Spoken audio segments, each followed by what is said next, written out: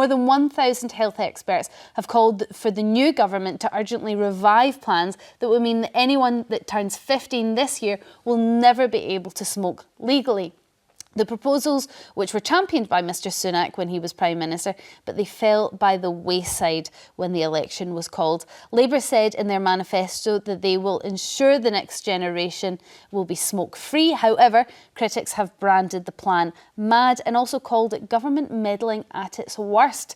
James, is this nanny stating? I think it's actually the law of unintended consequence. So as somebody who has smoked in the past, doesn't now, I can absolutely see the benefits of getting rid of it.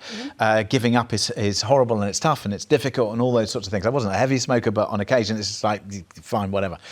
But I think part of the issue here is, well, first of all, what are you doing and how are you implementing it? And the fact that the New Zealanders turned their back on it, partly because of the impact on the revenue, what that does in terms of the health paid for by the tax. The second thing is that certainly for a whole generation, you're creating this issue where older people may very well be asked by younger people to go and get them some fags or tobacco or whatever it may be. So that's a problem. And then also, what are you pushing them towards? We've already seen a huge problem with weed smoking and with, vapes and disposable vapes. Part of the original bill, wasn't it? So exactly. So I just think that it's actually the law of unintended consequence. And in fact, before we impose any legislation on this, we actually need to get a grip of legal and illegal substances and what we want to do with them and how we make sure that people have a better relationship with them. So whether it's alcohol, whether it's tobacco, whether it's the stuff that's illegal but we all know is available on pretty much every high street in the UK,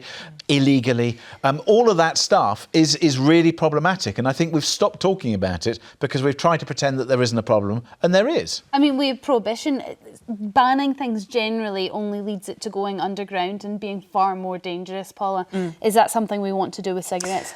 But we're not banning it, though. What we're saying is that from a certain age, you will no longer be able to purchase it legally. And I think that's a really important nuance point here, because we know, and I agree with you, James, put a ban on it, you can guarantee that my teenager is going to be running out there to do it. Like, we know that. That's a reality. But this, for me, this bill was more than just about saying that there's a cut-off period. It was about saying, smoking is not good for you. We want you to be healthy. We're going to help you to be healthy. We know that we're supported across the political party spectrum. We know that we're supported across the medical spectrum. And so this is why we're doing it. And so in terms of seeing that change, well, we've seen that change, haven't we, in terms of smoking advertisement and the differences that made. And we've found revenue from other places to fill that. I'm sorry to say this, but I miss all those smoking adverts. They were so clever and inventive. They were quite there was one cigarette brand said that we can't allow you to see someone enjoying a whatever it was cigarette. I won't say the name. So here's an aardvark, and they had a picture, a massive, great big aardvark, because they had to get creative. And then you had the guy with the thing in the lavatory and the cigars and all that sort of thing. Look, I totally get it that cigarettes and advertising, advertising on sport, we're changing a mindset, and we have shifted away from that. But I think the unintended consequences. So we shifted away from tobacco advertising and all the damage and all the creativity that it caused and all the problems it caused, but then we moved to betting. So we just got betting in its place, and then now we think, oh, that's bad. So it's the unintended consequence of doing something is what's going to replace it any better, and one has to wonder whether it is. Just talking about the adverts, it's brought to mind an advert that was in Scotland. It was done by the Scottish Government to stop people smoking, so it was the complete opposite, and it was so creative. It had a sort of cartoon of people going through this factory. It was as if it was a factory of people and everyone was just pretending to like this stick. They were all chewing sticks, pretending until a girl at the end chewed it and went, "That's boggin."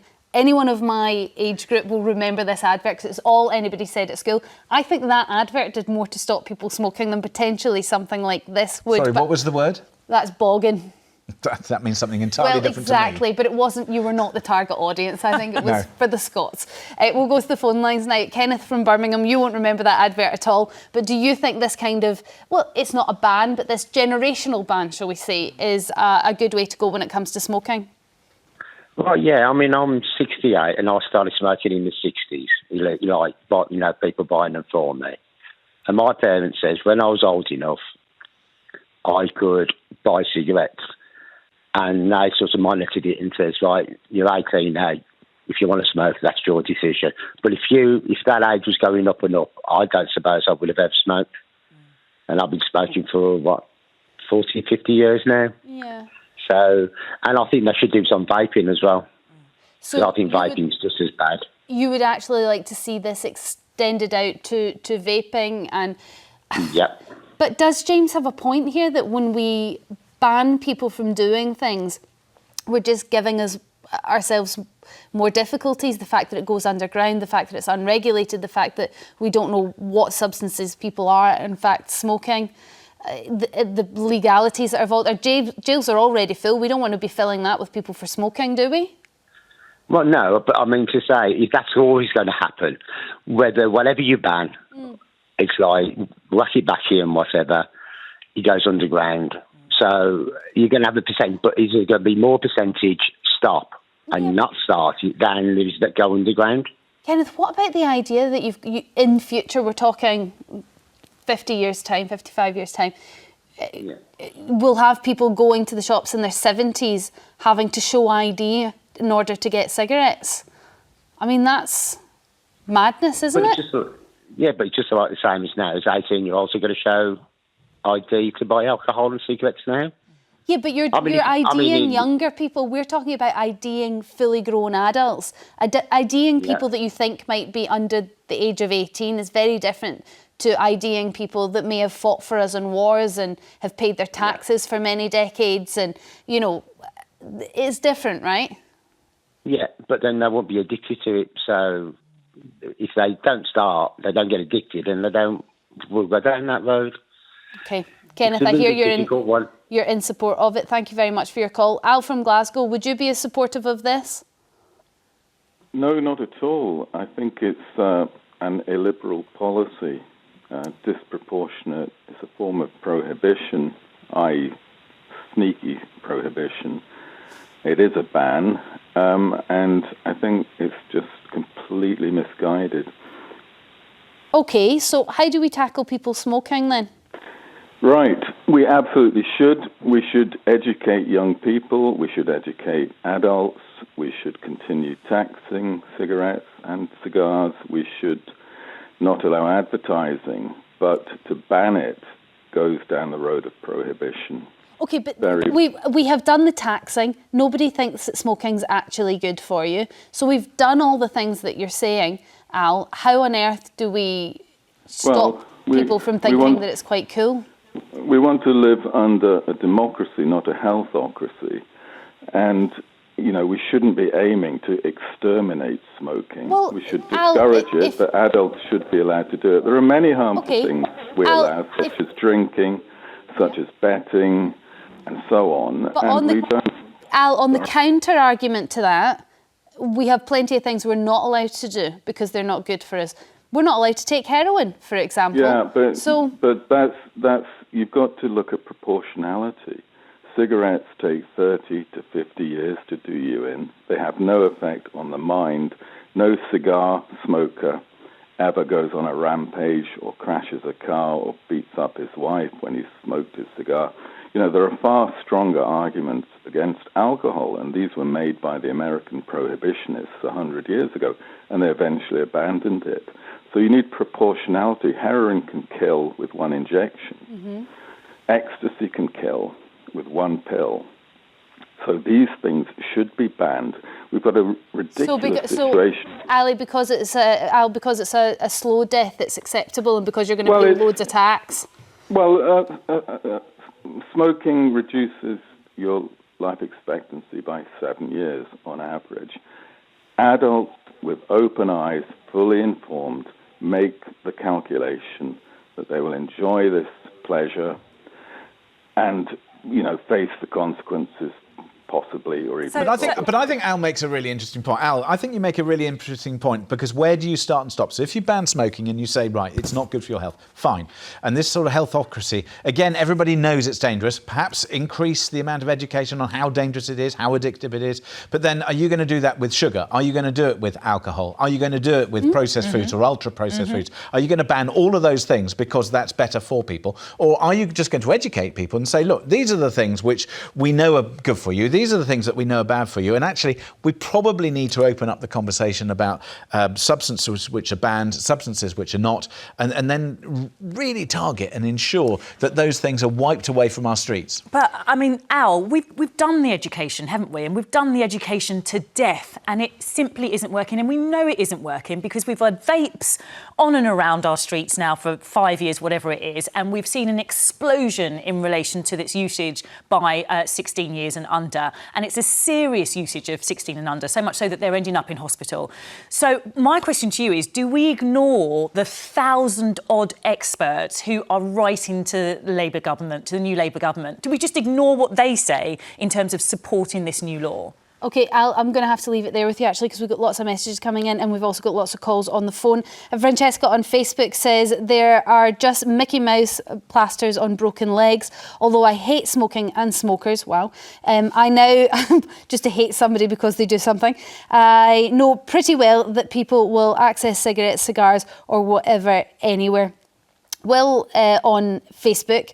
Will on X rather, says the government has a responsibility to protect people from self-harm and overloading the NHS. The smoking ban is a measure to prevent future health crises.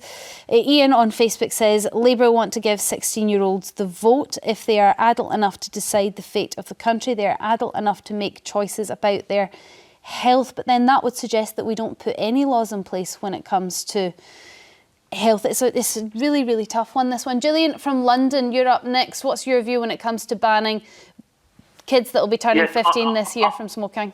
I think Keir Starmer should keep it up. Yes, I don't like.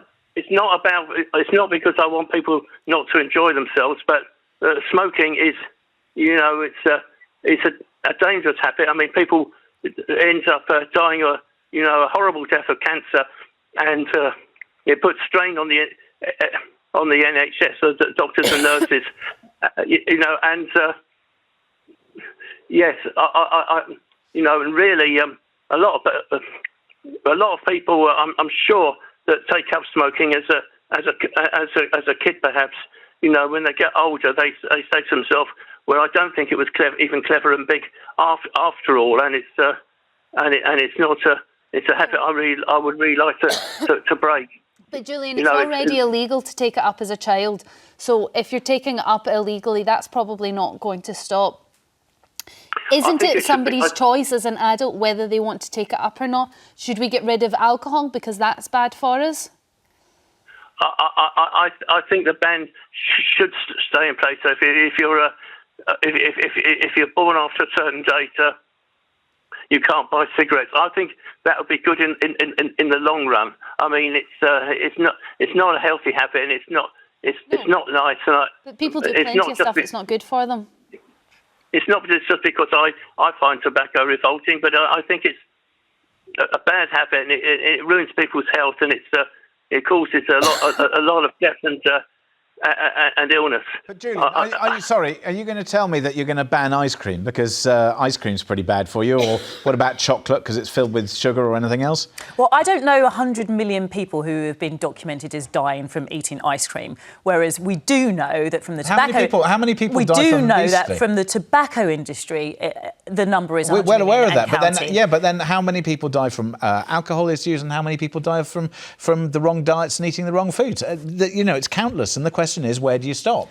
But is it the case that it should be your choice? Is it the case that if you can do something about it, you should, or is it your argument that if Stop telling me what to do? That's the case, isn't it? So even though I have to pay, even though the NHS is struggling, even though... How much tax do you think is given by smokers? Smokers give far more in tax than they do, and they die earlier, which means that, they're almost giving back. So I think the financial argument doesn't even wash. Well, then, as I say, what about the medical experts? We know that at least 1,000 Quite a lot of them told us that we should have second and third lockdowns, and might question that as well. OK, but we're talking about smoking now. The medical experts, they're always right. We were about to go off. Julian, thank you very much. Look at the debate you started there. Sandra from South Lanarkshire, what's your view when it comes to this sort of smoking ban coming? I keep referring it to a ban. I'm sorry, I don't know what else to say. A smoking stopping, phasing out of smoking. Sandra, it absolutely is a ban, and I don't think that the politicians have got the right to tell you what you can and can't do. regardless of what age you are.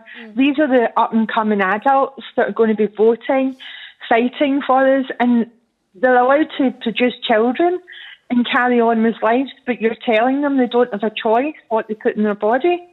There's been a lot of really good points made about the fact that obesity is a problem, alcoholism is a problem, drug taking is a problem. But again, you cannot police a whole generation of children and tell them as they're becoming responsible adults that they're not responsible enough to have this choice. Or you're taking away a choice that's really bad for them, and they do that with various other things, certain drugs we're not allowed to have, for example. But Sandra, just very quickly, do you remember the bogging advert? Absolutely, absolutely. I mean, my mum was a smoker. I don't smoke. And my children don't smoke, but it's a personal choice. Well, and it's a very good choice, Sandra. I want to save some time because we've actually managed to find the clip. Thank you very much for all your calls. The gallery has dug out the Scottish anti-smoking advert I mentioned earlier, and here it is. There once was a planet of really cool beings, but they had one strange habit. They all chewed on blue sticks, which made their breath smell. The sticks tasted disgusting, but nobody admitted they didn't like them. Worse still, the sticks were poisonous and caused terrible damage to their bodies. But despite all this, nobody said anything. Until one of them, who was trying it for the first time, said, "This tastes boggin'." It was such a clever ad because it took something that I think a lot of children were trying and didn't like the taste of, but didn't want to say it to the rest of their friends, and they made saying that it was bogging cool. Very smart, no, James? Yeah, no, that's excellent. And I think it should all be about positive reinforcement, getting the message out there. We all know that smoking's bad. Why do you think, I haven't touched them for years on end? Because I'm just not interested. Isn't it a mixed message, though, when we've got all this government adverts that will go out, and then at the same time we're saying, yes, can we now up the VAT and whatever it is on a packet of 20 cigarettes? No. That's a mixed message that we're sending out there. What the government need to do is they need to be very clear on what their message is in terms of, the message is, keeping don't do society healthy. Oh, it's not their job. Their job is to, yes, keep us healthy, but not by, impinging on our ability to make our own choices. To kill ourselves. Well, who knows what the Labour's bill will look like. I'm presuming it will be quite similar to Rishi Sunak's bill. And we'll only have time to tell to see whether it actually works. Thank you very much to Paula and James.